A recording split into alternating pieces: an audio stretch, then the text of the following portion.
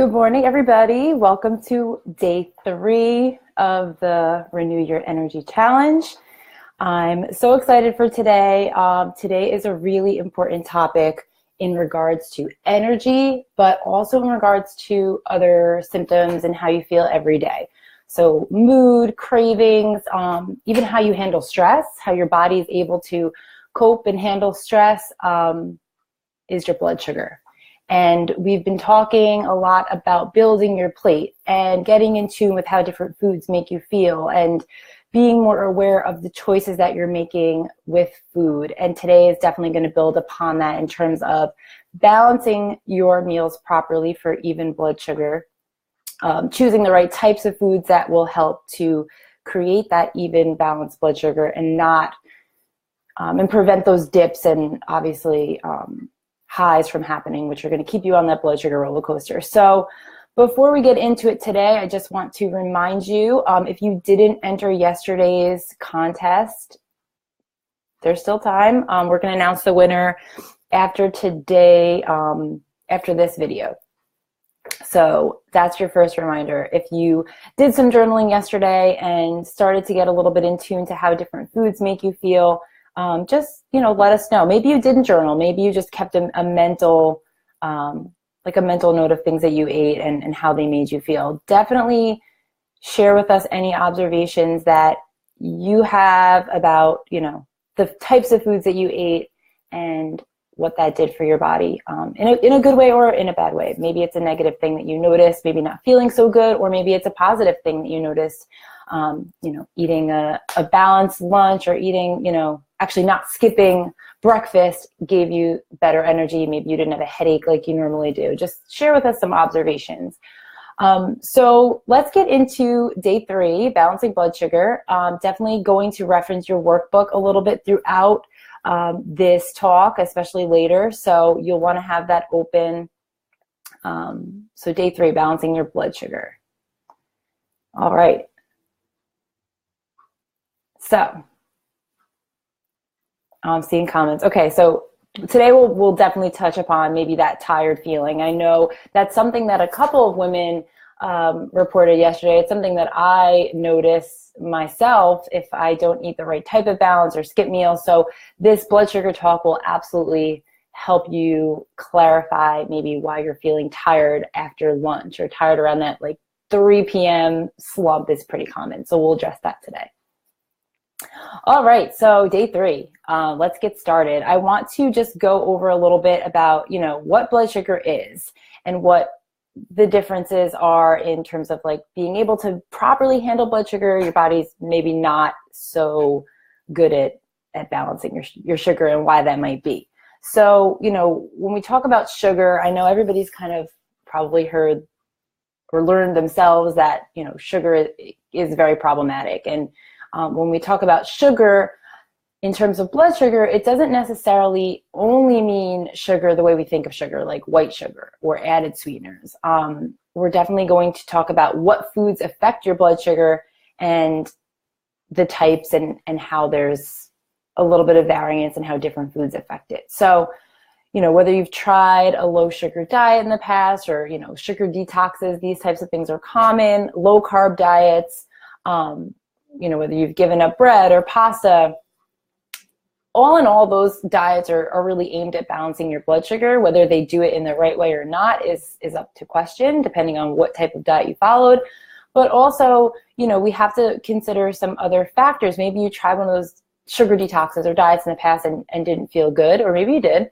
But, learning about what blood sugar means, learning about what it means for your body to balance your blood sugar, and just having that education, that self-awareness is what's going to help you actually succeed and actually feel good by balancing out your meals. So let's just talk about what blood sugar means. And, we're not just looking at blood sugar. I know we probably connect blood sugar with being diabetic.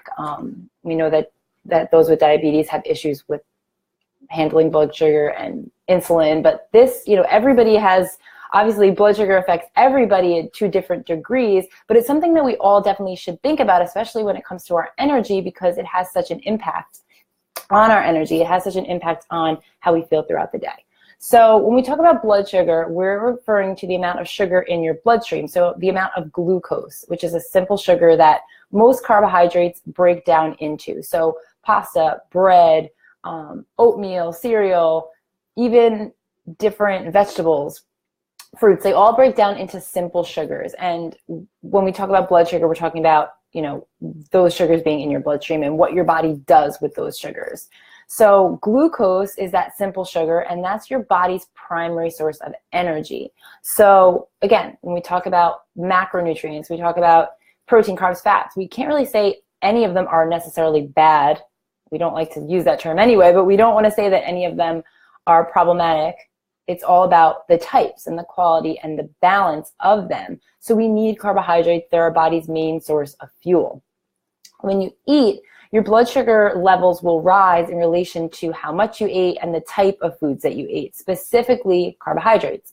So if you eat, more complex, fiber-rich, nutrient-dense carbohydrates versus simple sugars, things like white refined grains and white processed sugars, the difference in how your blood sugar responds is based on how fast those foods break down into glucose. So when we think simple sugars or simple carbs versus complex, the simple refined carbohydrate sources, it's simple for your body to get sugar from them. They break down very fast. So that means the types of carbs that you eat and the types of, the way that those carbs are presented in a meal will affect your blood sugar levels differently. Now, the more refined and more processed those are, the more rapidly your blood sugar will increase. So when we talk about, getting in tune with how different foods make you feel and what are the higher quality sources and what are the more nutrient dense sources, we definitely, there's a number of reasons why we teach that the more refined and processed foods are problematic for your body. So we talked on Monday about how they have less nutrition. And then yesterday we talked a little bit about how certain foods might make you feel less than your best and vice versa. Today we're talking about it in a frame of blood sugar and how those foods will interact with your body and how your body handles them. So again, without getting too specific and too in tune to this, because I could really talk for an hour about just this topic. But when your blood sugar rises, your pancreas releases insulin. So that's that hormone that gets the sugar out of your blood and into your cells, because sugar hanging out in your blood isn't good. And that's why people who have issues with high blood sugar and insulin resistance have a lot of health complications from that. So your body has these natural mechanisms to handle your blood sugar. So insulin takes it from your bloodstream, takes the glucose, brings it to your cells. It brings it first to your muscles to store or use for immediate energy, brings some to your liver to store, and the rest will be stored in fat cells. So glucose is fuel, but if you're not needing that fuel right away, if you're not going for a run or going on a workout or whatever you might need that fuel for, your body's going to store it for later use. And your body's going to be able to tap into those stores later to use for later. So I'm seeing questions coming in. I'll try to get to these. I think as I go along, you'll probably get the answer to that. But if not, I'll address that for sure. Insulin resistance. So if insulin is this hormone that is like the key. It opens your cells to get the sugar in. Real quick, insulin resistance is when your body is resistant to insulin's signals. So your body's pumping out insulin, but your cells are resistant. They're not as sensitive to it. And it's not as successful at doing its job. So even though insulin's being pumped out, telling your body, okay, remove this sugar from your bloodstream, your body's not listening. And that's where we see more insulin being pumped out. And that's where, you might see that somebody has high insulin levels is a signal that they're resistant to it. This can happen if you're, there's a number of different reasons this can happen, but if you're eating a very high refined grain and sugar diet and you have high blood sugar, you're not eating enough protein and fat, which we'll get to, balancing your meals. Obviously, some of this is genetic and there's different types of diabetes and insulin resistance. So that's the gist of it. Just being resistant to insulin signals, your body's just not sensitive anymore. So what happens when your blood sugar is balanced? Like I said, it affects how you feel every single day. It affects your health in numerous ways. But from a day-to-day basis, having balanced blood sugar means that you're naturally energized. You feel hungry before meals, hungry when you should before you eat, but you're not like starving and shaky and feel like you need to eat food right now or you're going to pass out. You're satiated through each meal. So you eat breakfast at 8 and you don't eat lunch till 12, you feel good during that period. You don't crave sweets after your meals. That's a huge sign that your body is semi-resistant to insulin. Semi have an issue with blood sugar control is if you crave sweets after you eat, because it means, your body's not getting that energy it needs from whatever you just ate, and it wants that quick energy from something sugary. And sleep. So being able to wake up easily, fall asleep easily is definitely related to your blood sugar. If you're somebody who wakes up in the middle of the night, especially if it's like 2, 3 a.m., and if it's that jolted feeling from sleep, that can be related to low blood sugar and not having that balanced blood sugar throughout the day.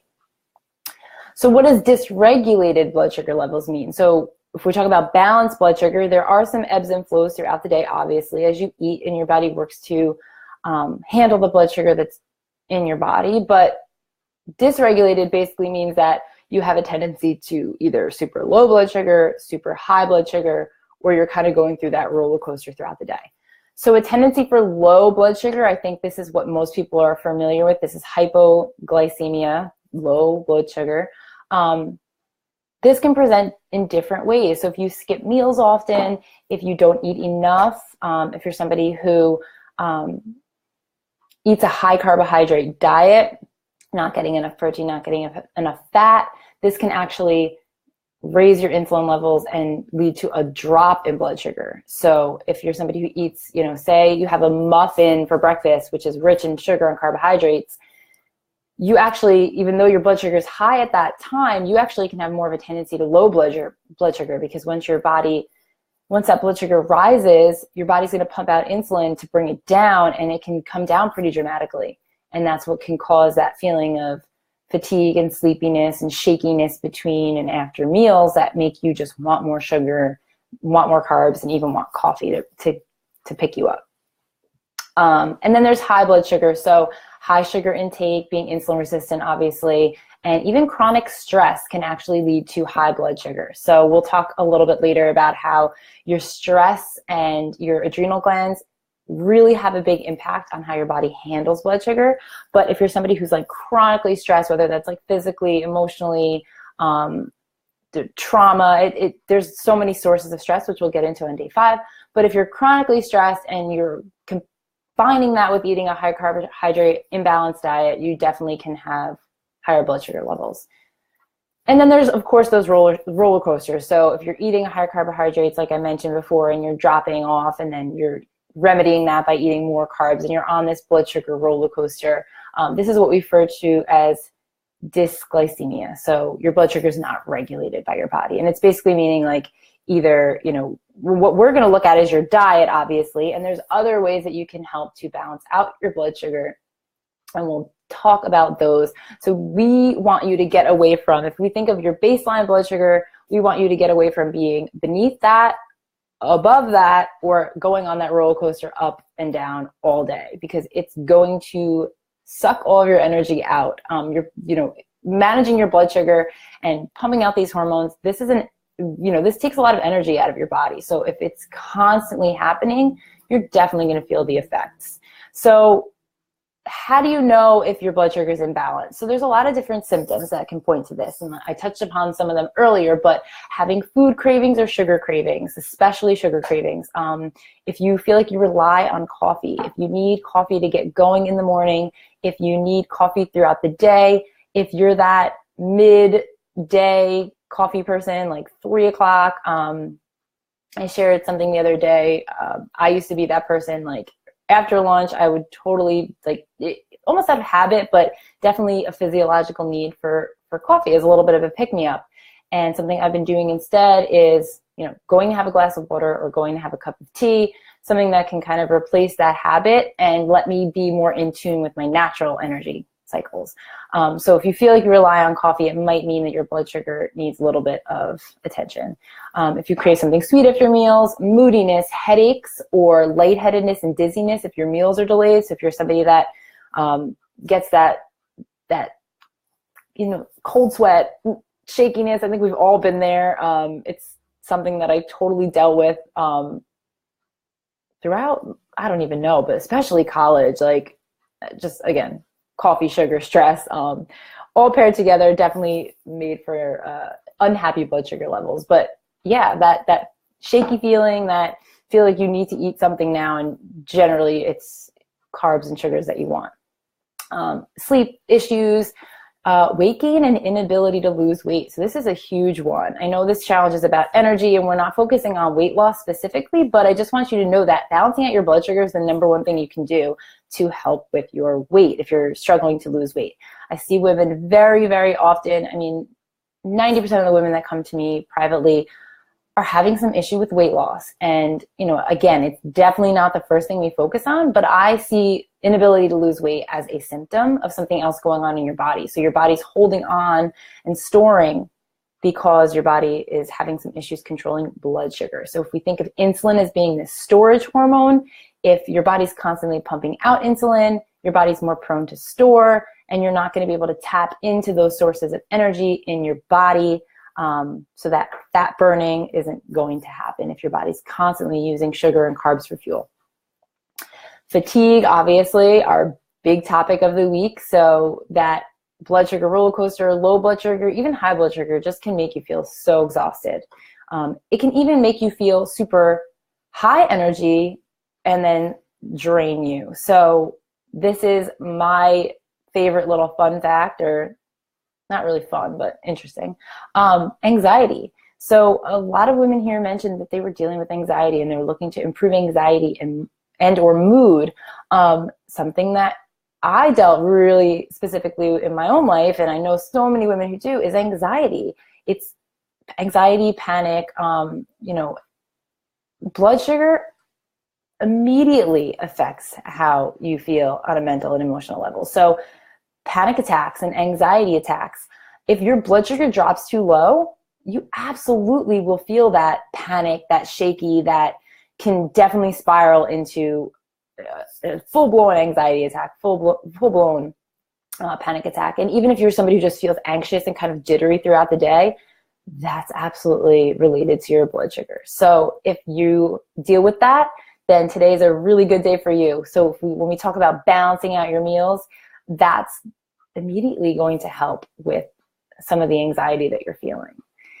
And then when it comes to energy, so energy, low energy throughout the day, whether you present as having ups and downs, if you have an inability to focus, maybe like some hyperactivity, crashing at 2, 3 o'clock, fatigue that is relieved by eating, or feeling super tired right after you eat. These are all things that are related to blood sugar. Let's see.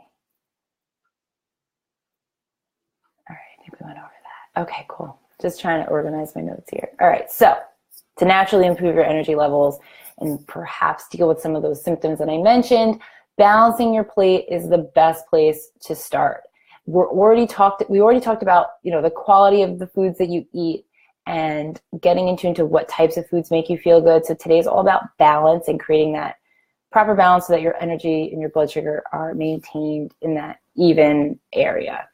Our goal is to create that, again, if I talk about baseline, you want to have some ups and downs. Obviously, that's just normal. That's how your body maintains and creates balance in your body, but we want to get away from those severe ups and downs. So here's the fun stuff.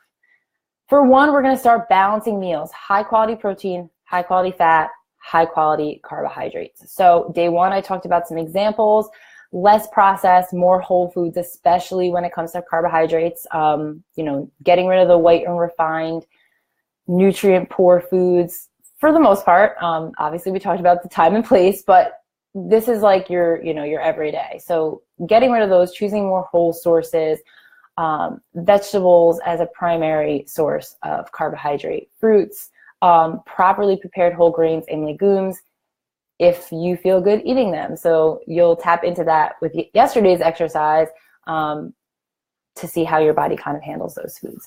So now let's just quickly reference your workbook. So on, I don't even know what page I'm on. I so apologize. Okay, so page 7 is your balance plate. This is like my favorite image. I love this. I think it's so cute. But it's a really good example of how to balance a plate for good energy and healthy blood sugar. So you see about half the plate is colorful vegetables. This is where you're going to get, the best source of carbohydrates, because you're getting carbs from these foods. They're just not those, quick burning, simple sugars that are going to raise your blood sugar and leave you feeling hungry. So vegetables are going to give you a ton of micronutrients, fiber, water, things that are going to help keep you full. So this is the volume on your plate, is mostly vegetables.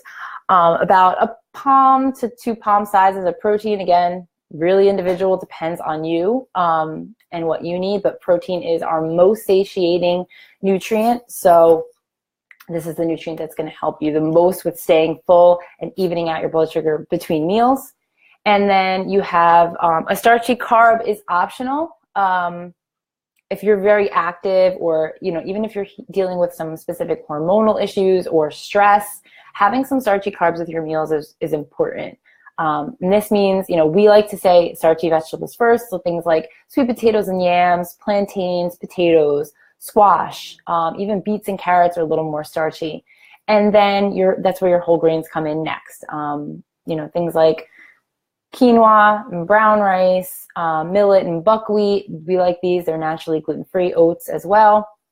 And then you have your healthy fat. So I like to say cook with healthy fat, like cook your veggies in butter or coconut oil or olive oil.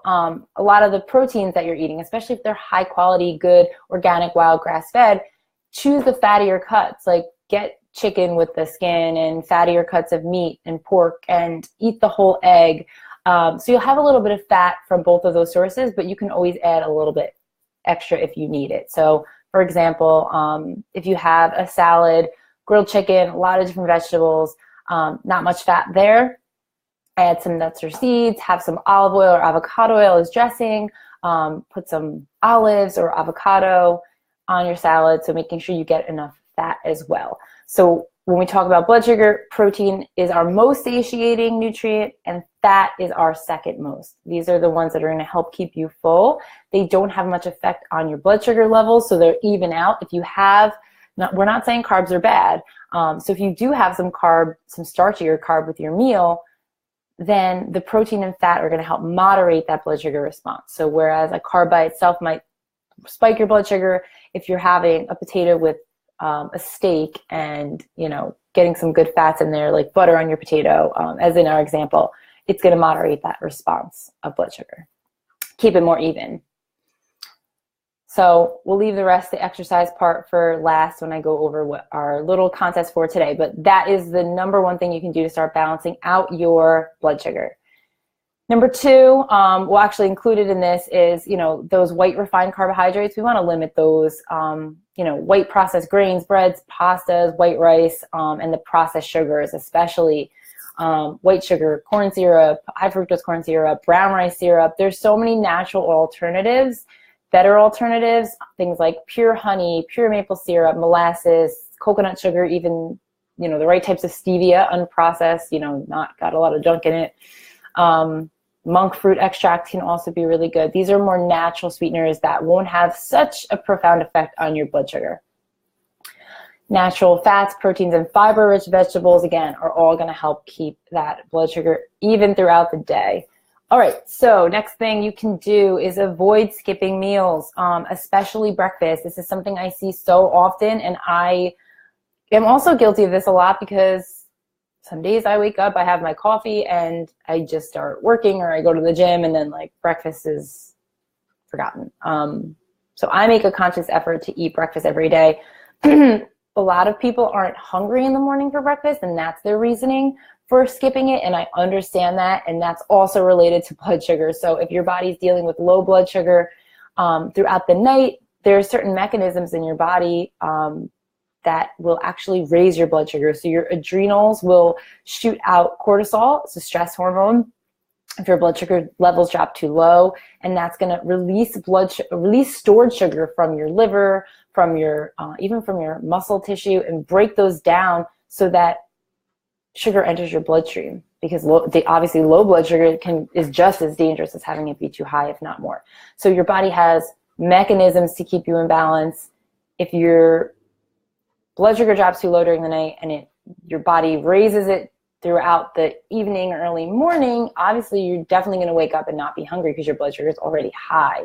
And obviously we don't want that. So that's one reason you might be feeling not so hungry in the morning. Also digestion, if your digestive system is not functioning properly, which we will get into in detail tomorrow, you might not feel as hungry in the morning too. But what I can tell you is that working to balance out your other meals, cutting out the really refined carbohydrates and sugars, and being more aware how things make you feel, this will all in time work to rebalance your body and get you feeling hungry again in the morning. So try to start your day with something in the morning, especially rich in fat and protein. This is going to set the tone for the rest of your day so that your blood sugar is not dropping very low, leading to you feeling completely starving and shaky by lunchtime. All right, so those are the two things that you can start doing. And then let's talk a little bit about how many meals you need to eat every day. Okay, so how many meals should you eat? I get this question a lot too. A lot of women come to me and they're, trying to eat 5 or 6 small meals a day because they read somewhere in some women's health or fitness magazine, or they read it online, that this is what keeps your metabolism going and this is what helps you burn fat, is to eat 6 small meals. It's not necessarily true. It's not our natural tendency to eat all day. If you think about our ancestors and like back in the days of, cavemen and cavewomen, they weren't eating 6 small meals a day. They were eating when they had food and they were able to sustain themselves and obviously have the energy and be okay until their next meal. They didn't know when that was going to be. That's our body's natural tendency, to be able to hold us over and tap into our body's natural energy sources and be able to withstand 2, 3, 4, 5, 6, 7 hours without food. I mean, it's possible, definitely possible, and you want your body to be able to do that. So like we've been discussing all week, how many meals you eat every day is very personal. Depends on a lot of different factors. But what we recommend doing is start with 3. Start with your breakfast, lunch, and dinner. Make sure these meals are adequate and balanced and you're getting good balance of macronutrients at each one, and then see how you feel from there. If you feel the need to snack, if you're somebody who maybe has long work days, long commute, or you work out before or after work, or whatever the case might be, you might feel like you need a snack, and that's okay. But we say, like everything, do some experimentation. We think that starting with that 3 meal a day framework is the best way to figure it out for yourself. I know people who do really well with 3 meals. I know people who do very well with 4. And I even know some people who eat just 2 a day. Obviously still getting enough nutrition in at all of those meals, but it's how they're spaced out. This actually helps your blood sugar. Eating smaller meals throughout the day, think about it, you're going to be on that constant high and low of your blood sugar. Also, when your blood sugar levels are balanced, you don't feel the need to snack all day. Your body can use fat for energy instead of using carbohydrates, and that's really going to help. All right, so, one more thing, that burdens your digestion. So I know today's not about digestion, but I can't help throwing it in there somehow. Eating all day, think about your digestive system is just never getting a break. So we don't really advocate for that. Unless that works for you, but. All right, so how to balance your meals, pairing your foods properly. I talked about getting enough of those 3 macronutrients and kind of working off that balanced plate framework. Not eating, again, talking about those carbohydrate foods and how they're paired. Really do want to get away from eating those things by themselves. So, if we have an example, this is something that, again, I see pretty often. Oatmeal and fruit for breakfast. I see, and again, it's not like those foods, there's nothing inherently wrong with those foods, but we're talking about how they're paired and and what the balance is. So I see this a lot, women eating oatmeal and berries for breakfast, and it's a very nutrient dense meal, but they're having issues with energy, having issues with hunger. What's happening when you eat that meal? There's very little, very, very little protein and fat in that meal, if any. And that meal is going to spike your blood sugar, especially if you're eating it for breakfast first thing in the morning, inevitably leading to a drop in blood sugar, which is going to make you feel exhausted and interfere with all of those things we talked about previously. So think about how a meal like that would make you feel, or, a more extreme example, like a croissant or a muffin or just some super refined sugary breakfast, how that would make you feel, as opposed to having a balanced breakfast like our plate structure. So having like 2 scrambled eggs with sauteed vegetables, things like onions or peppers, mushrooms, maybe even having some bacon or avocado, even some home fries, like getting a nice balanced meal where you have protein, fat, lots of nutrition, how that's going to make you feel. Compare those two. It's definitely going to help you to feel more clear-headed and more energized throughout the day. And, again, this is not about what foods are bad or good. This is just about compare those examples and the macronutrient balance in them. All right, so like I said, we have our balanced plate template in the workbook. That's what we hope that you all can reference today and utilize that, especially for your contest. Couple things I want to go over before we go over the exercise. I know we had like this little tip about one thing that interferes with your blood sugar that isn't sugar or isn't even food. It's stress. We have reserved an entire day, Friday, for stress, but I want to talk about it very quickly in the frame of blood sugar. Stress has such a huge effect on how your body handles blood sugar in the short term and in the long term. Whether that stress is real, you're being chased by a tiger, or it's perceived, you're worried about a meeting you have at work tomorrow, or any type of emotional stressor. So really quickly what happens, like I mentioned before, that stress hormone cortisol is going to tell, that's our catabolic hormone, breakdown. Catabolism is breakdown. So it tells your tissues to break down, to release sugar into your bloodstream. And why is that? Because our innate mechanism to fight stress and deal with stress is that fight or flight response. So biologically, if you're faced with a real threat and there's something that you need to do to overcome that threat, your choices are to fight it or to run from it, to flee. Either way, you need energy for that. So your body interprets that, okay, there's stress, I need sugar. So stress hormone tells your body to release sugar into your bloodstream so that you can use it for fuel. The problem is that these stressors, things like being chased down by a bear, don't happen. Our bodies are, more inclined to be able to handle short bouts of stress and then recover from them. But we're all chronically stressed. We're all stressed out all day. We're stressed out from the time we wake up to the time we get home, and then we worry about dinner and whatnot, and you're just constantly in the face of that stress hormone, and that absolutely can interfere with your blood sugar, especially when your blood sugar drops from dietary reasons, like having a very high sugar meal.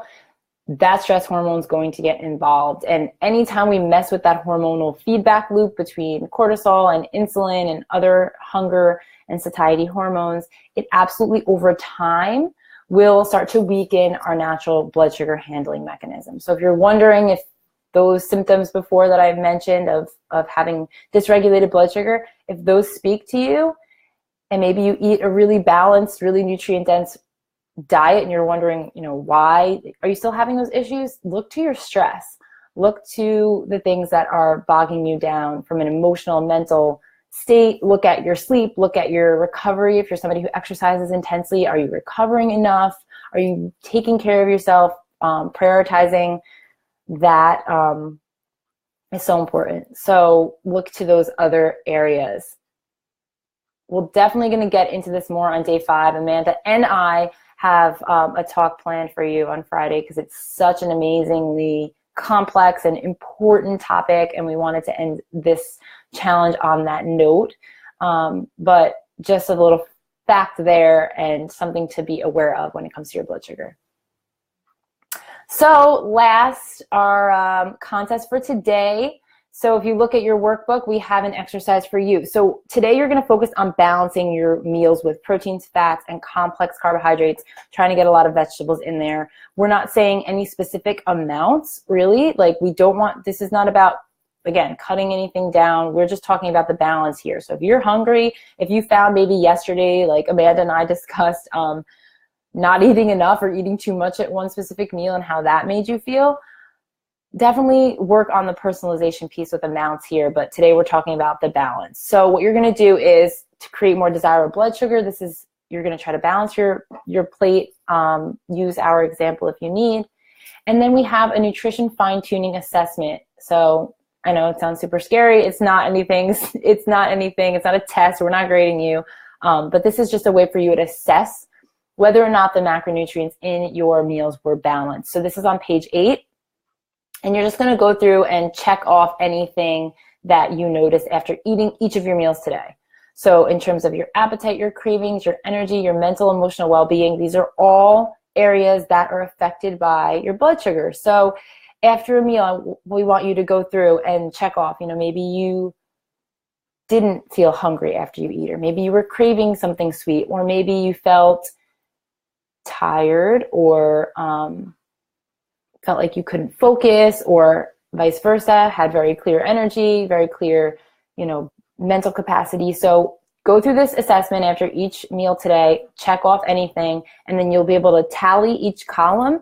And that is going to give you a very clear representation of, were the macronutrients in that meal balanced for you based on how you feel.